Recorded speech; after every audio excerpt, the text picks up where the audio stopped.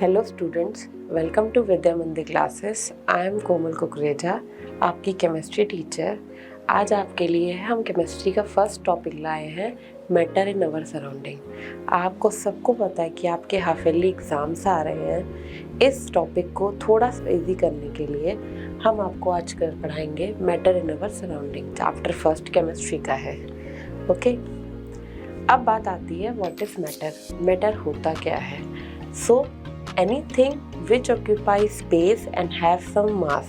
आपके सराउंडिंग में जिसके पास मास है, जिसके पास स्पेस है, they all considered to be a matter। वो सब के सब मैटर कहलाएंगे। आपका पेन, आपका बुक, आपका नोटबुक, आपका सॉलिड, आपका चेयर, आपका वाटर बॉटल, आपका वाटर, ये सब आपके मैटर कहलाएंगे।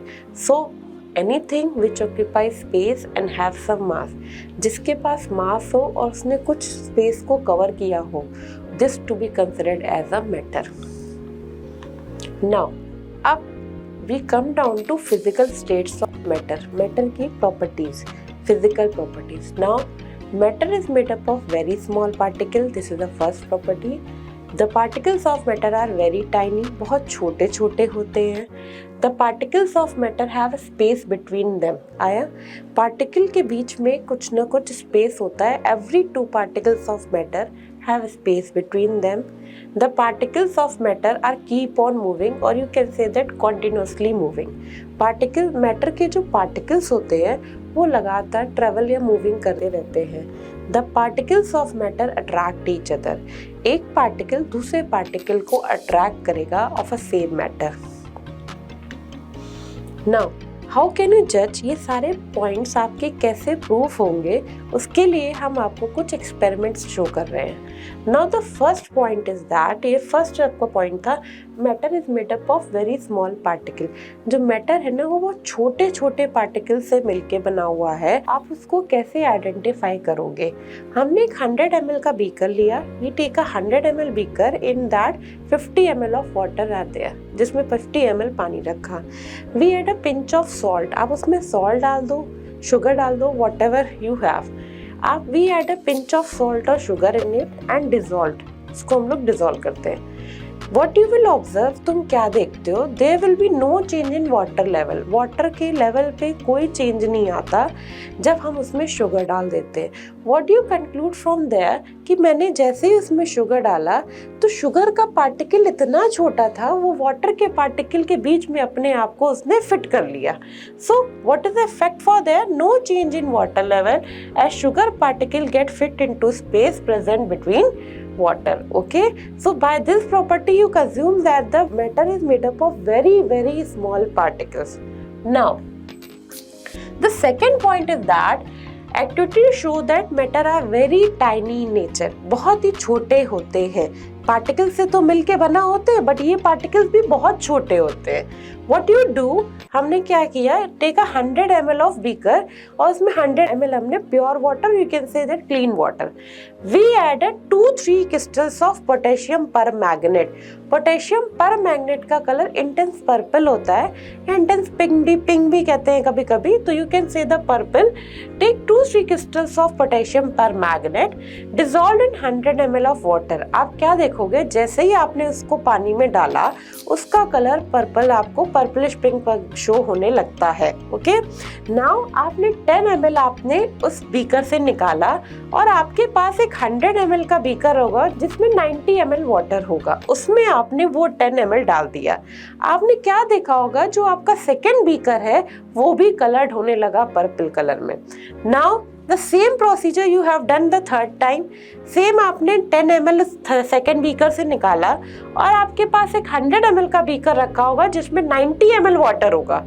तो आपने 10 ml जैसे ही उसमें डाला तो again you will get the colour. तुमको आपकी जो प्योर वाटर था तुम्हारा कलर्ड हो गया। Again you will do the same experiment the same 5 or 6 time. That means you are diluting the solution. तुम सोल्यूशन को डाइल्यूट कर रहे हो। क्लास, जब कभी भी हम वाटर को ऐड करते जाते हैं ना, तो उसका मतलब होता है सोल्यूशन को डाइल्यूट करते जा रहे हैं। ठीक है, तो हमने क्या किया, इसमें से 10 ml निकाला और हमने पास में एक बीकर रखा था 100 ml with a clean water, उसमें 90 ml क्लीन वाटर था और उसको डाल के हमने शो किया, हमारा सोल्यूशन जो था वो 100 हो गया क्योंकि 90 ml क्लीन वाटर था और 10 ml हमने इससे सोल्यूशन से डाल दिया। आपको देखा वो सोल्यूशन स्टिल हमको पिंक कलर पर्पल कलर में नजर आता, but the intensity of colour, आपका जो कलर होगा जैसे जैसे आप डाइल्यूट करते जाओगे आपका लाइट होता जाएगा। What do you conclude from there कि आपने फर्स्ट बीकर में 2-3 क्रिस्टल डाले थे। Crystal is made up of tiny particle, तो आपके जैसे जैसे आपके पार्टिकल, जैसा ऐसा सोल्यूशन आपने 10 ml वहां पर डाला, उसके आगे डाला, पार्टिकल्स का कलर लाइट होता गया। From this point of view you conclude that there is a million of tiny particle in one just crystal of a potassium permanganate which keep of dividing, जो लगातार क्या होता जा रहा है, डिवाइड होता जा रहा है। जब आपको वो डिवाइड होता जाएगा तो जो कलर की इंटेंसिटी होगी वो भी आपकी कम हो जाएगी। Okay, now the next point, activity show that particles of matter are continuously moving. हमको वो एक्टिविटी शो करनी है जिसमें आपको प्रूफ करे कि जो आपके मैटर है वो कॉन्टिन्यूअसली मूव करते जा रहे हैं। कैसे भी है, let us take a beaker, flask, we can take a flask, add blue और red ink in the beaker. हमने क्या डाला, ब्लू और रेड इंक बीकर में डाल दिया and leave it undisturb for few hours. Okay, हमने यहाँ पर फ्लास्क में डाल दिया, आप बीकर में भी ले सकते हो। Leave it undisturb for few hours, कुछ देर के लिए उसको छोड़ दिया।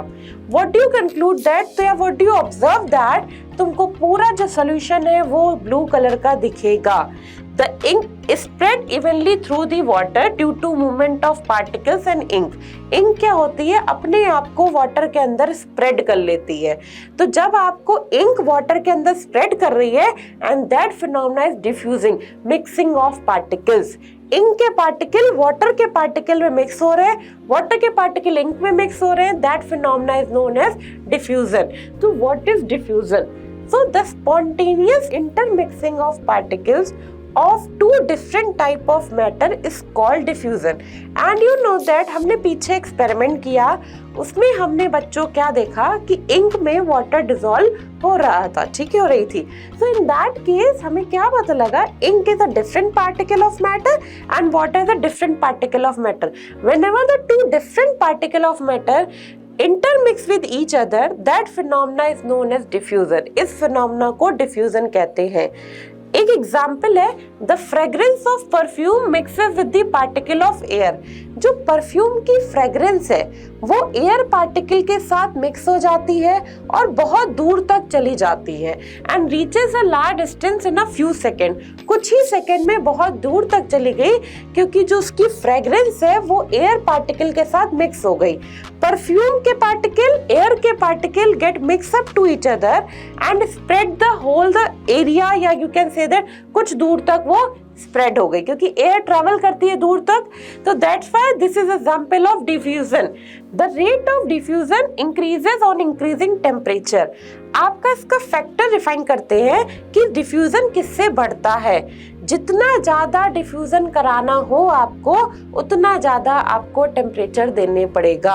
The rate of diffusion increases on increasing of temperature. Temperature जितना बढ़ाओगे डिफ्यूजन उतना आपका बढ़ता जाएगा। कैसे? टेम्परेचर बढ़ाने से पार्टिकल्स की काइनेटिक एनर्जी इंक्रीज होगी एंड जब पार्टिकल्स की काइनेटिक एनर्जी इंक्रीज होगी तो पार्टिकल की मिक्सिंग कैपेबिलिटी भी इंक्रीज हो जाती है। So the rate of diffusion increases on increasing temperature. Hopefully आप सबको समझ में आ रहा होगा। Now what do you mean by Brownian motion? जब हम डिफ्यूजन को पढ़ते हैं ना तो एक और वर्ड आता है, डिफरेंट वर्ड, वो आता है ब्राउनियन मोशन। अच्छा, ब्राउनियन मोशन क्या होता है? The zigzag movement of small particles suspended in a liquid और गैस। जब आपके पार्टिकल सस्पेंडेड होते हैं, लिक्विड ले लो या गैस ले लो, उसमें रैंडम मोशन करते हैं, इस फिनोमेना को we called it Brownian motion. Now come down to Brownian motion. जब हम डिफ्यूजन पढ़ते हैं ना तो हमें ब्राउनियन मोशन भी समझना पड़ता है थोड़ा सा। तो what do you mean by Brownian motion? The zigzag movement of small particle suspended in a liquid or a gas is called Brownian movement. आपके पास जो पार्टिकल होते हैं वो random motion, you can call it random motion, वो random motion करते हैं, this phenomena is known as a Brownian motion. आप इसकी डेफिनेशन ये भी लिख सकते हो, the random motion of a particle suspended in a liquid और gas is called Brownian movement. और sometime you can write down the zigzag movement of a small particle suspended in a liquid or gas is called Brownian movement. Okay, why does this happen? आपको पता है the dining of dust particles move here and there. Dust particles बहुत travel करते हैं hair and there, और वो कैसे travel करते हैं? वो ट्रैवल करते हैं एयर के थ्रू। कैसे? जब tiny dust particle move here and there because they are continuously hit by the fast moving particle. Air के पार्टिकल डस्ट पार्टिकल को हिट करते रहते हैं, जिससे they gain kinetic energy and random motion वो करते हैं। Okay, so the tiny dust particle move here and there due to hit by the air particles. Air particle से जो हिट होगा तो वो टाइनी पार्टिकल्स रैंडम मोशन करते हैं, and that random motion should be termed as zigzag motion. Brownian motion भी बोलते हैं इसको, क्योंकि discovered by the Brown. Now activity show that particles of matter attract each other. एक एक्टिविटी शो हो रही है जिसमें आपको हम डिस्क्राइब करेंगे कि पार्टिकल्स के बीच में भी फोर्स ऑफ अट्रैक्शन होता है। Let us take a iron nail. आपको पता है कि ले लो, आप एक चौक ले लो और एक रबड़ बैंड लो। ओके, आपने इसको हैमर से स्टिक किया। व्हाट डू यू ऑब्जर्व कि आयरन नेल बहुत time, it will take time to break, उसको बहुत टाइम लगता है टूटने में। चौक इजीली टूट जाती है और रबर बैंड थोड़ा सा ज्यादा टाइम लेगी। ओके, तो what is the effect of this procedure? This is because the particles of iron having a strong force of attraction between the particles. Iron के पार्टिकल्स के बीच में जो फोर्स ऑफ अट्रैक्शन है वो बहुत ज्यादा है, इसीलिए इसको ब्रेक करना उतना इजीली नहीं है इन कंपैरिजन टू चॉक और in comparison to rubber band. तो इस पॉइंट से हमको ये पता लगा जितना ज्यादा फोर्स ऑफ अट्रैक्शन होता है उतना इजीली हम लोग ब्रेक नहीं कर पाते। एंड यू नो कि पार्टिकल्स के बीच में फोर्स ऑफ अट्रैक्शन तो होता ही है। Why? That's why चौक को तोड़ने के लिए हमको कुछ एनर्जी लगती है, एंड स्टिल रबर बैंड को भी तोड़ने के लिए कुछ एनर्जी लगती है। They have some attraction, but somewhere it is less and somewhere it is strong.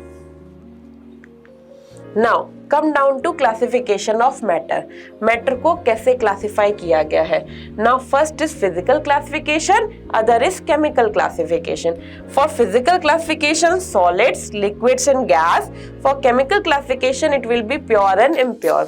First we come down to solid, liquid और gas. पहले हम लोग solids को पढ़ेंगे, then liquids को, then gas को. Okay? हमारे पास दो और होती हैं physical states of matter. One is plasma, second is Bose-Einstein condensate. पहले हम इसको पढ़ते हैं, फिर हम उसके बारे में जानते हैं। Now come down to properties of solids. Solids की properties क्या है? Now solid possess a fixed shape. आपको पता है उसका fixed shape होता है, fixed volume होता है, and they have well defined boundaries. Ice cube में अगर आइस क्यूब्स निकाल लेते हो, अगर आप आइस क्यूब्स लेते हो तो आपको आइस क्यूब की प्रॉपर बाउंड्री दिखती है। क्रिस्टल लेते हो, क्रिस्टल की प्रॉपर बाउंड्रीज दिखती है। तो all this solid having a well defined boundary, उनका आप खुद का एक बाउंड्री होता है। Now solid are rigid, solid rigids होते हैं। so there is one word which defines the solid, that is rigidity. Solids are rigidity in rigidity. So an incompressible, आप solids को दबाओगे तो वो नहीं दबेगा, जितना भी आप उसे प्रेशर लगाओ कुछ वेरी स्मॉल एक्सटेंट तक होता है, but solids are incompressible in nature. Solids to slide expansion on heating, solid के पार्टिकल्स के बीच में फोर्स ऑफ अट्रैक्शन इतना ज्यादा होता है कि उनको ब्रेक करने के लिए we require the more heat. Okay, whenever you heat the solids slightly expand, बहुत हल्के से expand होती है। Okay, solid do not flow, solid के पास fluidity नहीं होती, वो flow नहीं कर पाता है। Okay, intermolecular forces are very strong and the constituent particles are closely packed. उनके बीच में particles closely packed होते हैं, just like this. These are the particles, solids particle. They don't have any intermolecular space. उनके बीच का कोई भी space नहीं रहता है, just like this you can see.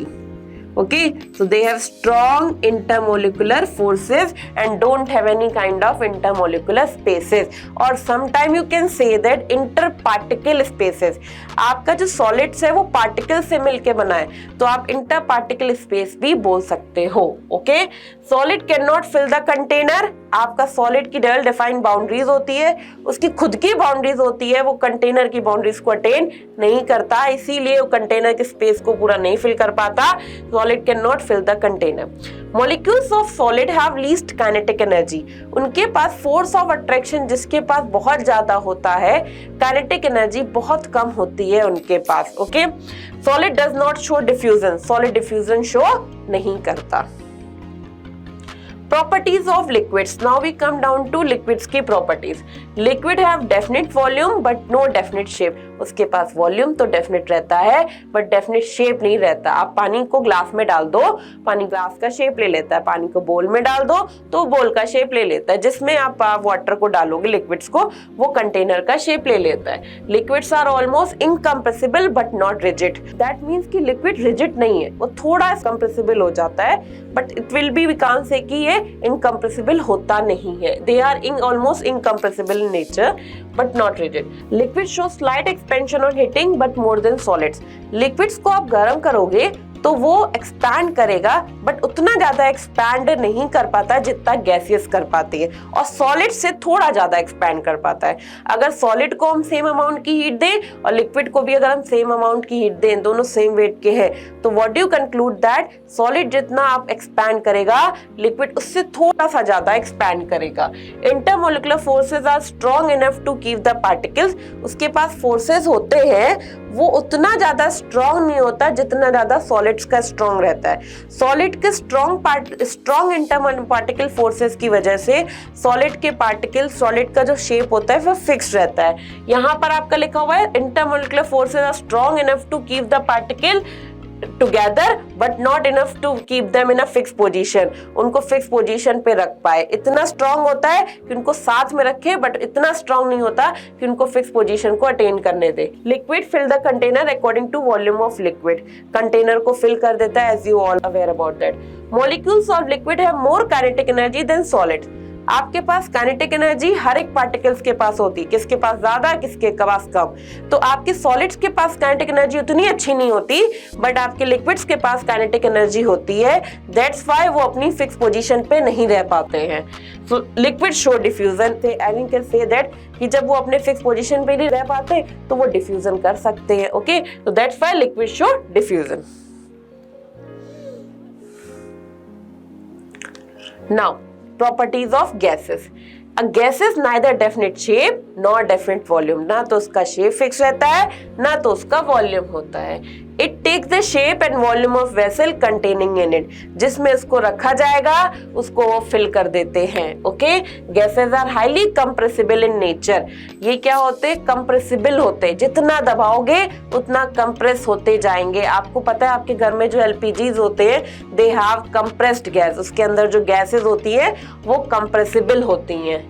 Gases have low density, उनकी डेंसिटी बहुत ही ज्यादा कम होती है. Gases are highly fluid. Fluid मतलब होता है फ्लो डाउन, फ्लूइडिटी नेचर. किसके पास फ्लूइडिटी है? केवल लिक्विड और गैसेस के पास फ्लूइडिटी है, सॉलिड्स के पास फ्लूइडिटी नहीं होती है. Gases expand considerably on heating. Gas जो होते हैं वो हीट पे एक्सपैंड करते हैं और सबसे ज्यादा एक्सपैंड करते हैं क्योंकि इनके पास सबसे ज्यादा काइनेटिक एनर्जी होती है. वो सबसे ज्यादा काइनेटिक एनर्जी को गेन भी करेंगे हीट करने के बाद, और दे मूव फ्रीली. सबसे ज्यादा एक्सपेंशन कौन करता है हीट पे? Gases, then liquids, then solids. Intermolecular forces are very weak. उनके बीच का, पार्टिकल के बीच का फोर्स ऑफ अट्रैक्शन बहुत ही कम, और you can say that negligible होता है, इसीलिए वो free to move here and there. Molecules of gases have maximum kinetic energy. आप जब गैसेस के मॉलिक्यूल्स को हीट करते हो तो वो काइनेटिक एनर्जी गेन करते हैं. जब काइनेटिक एनर्जी तो उनके पास ऑलरेडी इतनी ज्यादा है, तभी तो वो लोग आपस में साथ साथ में नहीं शो होते. They have some intermolecular forces are very weak और यू कैन से नेग्लिजिबल, जिनके पास इंटरमोलिकुलर फोर्सेस नेग्लिजिबल होते हैं उनके पास काइनेटिक एनर्जी मैक्सिमम होती है, ओके, या कम कह सकते हो इंटरमोलिकुलर फोर्सेस।